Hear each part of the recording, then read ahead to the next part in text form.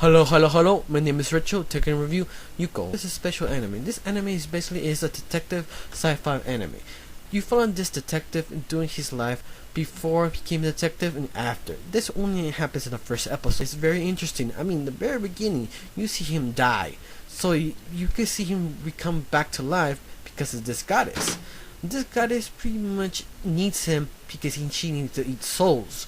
Now, the only way she eats souls, you have to ask one question and she had to tell her truthfully. You cannot lie to her because that's her power. She pretty much asks that question, and after you finish that question, you eat your soul. Make her deal with the detective. I explain later why he called him that. Make her deal with her so she don't have to kill people. And at the same time, she also keeps souls. You also have another goddess who pretty much fight with the other, but this goddess has a completely different power than the main goddess. The goddess actually question.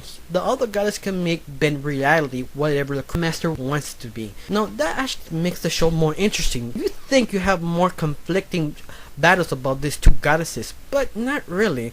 You only have kind of conflicting to the very end of the show and also a little bit of the beginning. After that, they kind of disappear for this big event at the very end, and I have to say it was actually pretty good, the final conflict. But the only problem is it was kind of a little bit too easy. I mean, I felt the writers kind of got stuck. They were trying to say they actually got stuck in whatever they wanted to. In other words, now the reason why they call him the defeated detective because of this character. This character comes back every single time he tries to solve a case. And let's call him Mr. Douchebag. Mr. Douchebag is pretty much says you're wrong, I'm right, and this is why it happens. And he pretty much covers everything up and lies to the media.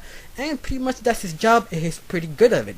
But the more he comes out, the more you wonder, this guy trying to cover way too much. So much the point is you wonder he has a conspiracy about the government and the people he knows. And the more you keep seeing it, more and more this becomes true. Now the question is, what was the big thing he always covers? What he trying to not people to see? But sadly it never answered that. Yeah, because in the anime they never discovered this big plot or this reason why the war started. So you pretty much kind of have to go.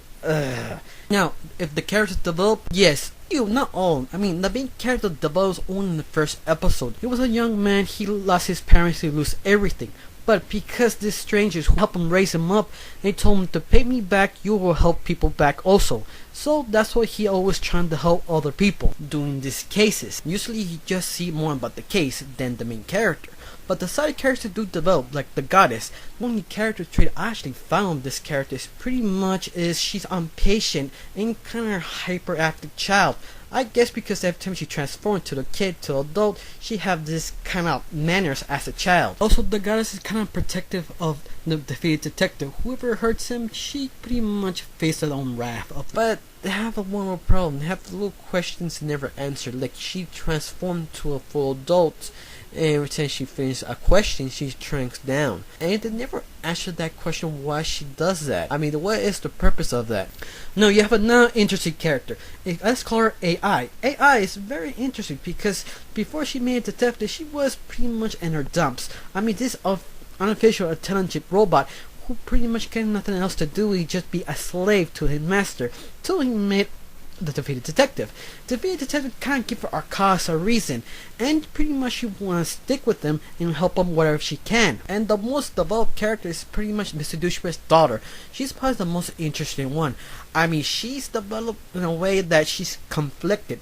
How she father runs things and how this defeated detective trying to stop him. So she doesn't know which one to be on, which side. So this makes a very interesting character to look at. Now, the only strange thing about this show is every end of the episode, it's kind of ended in a way you have to question. I mean, that's kind of a little bit too easy to resolve or something like that. But it does it in a way you kind of confuse yourself. I mean, you don't know what's going on. You just give you a left turn and you confuse you in other words. And this is kind of hard sometimes. Some episodes is just random does this and you really try to keep up in other words. Oh, I can't say anything else. I mean, this anime it's pretty interesting, but they still have a lot of flaws. We'll have to rate this at least a 7 out of 10. Thank you for watching. Please subscribe, leave a comment below, and have a wonderful day.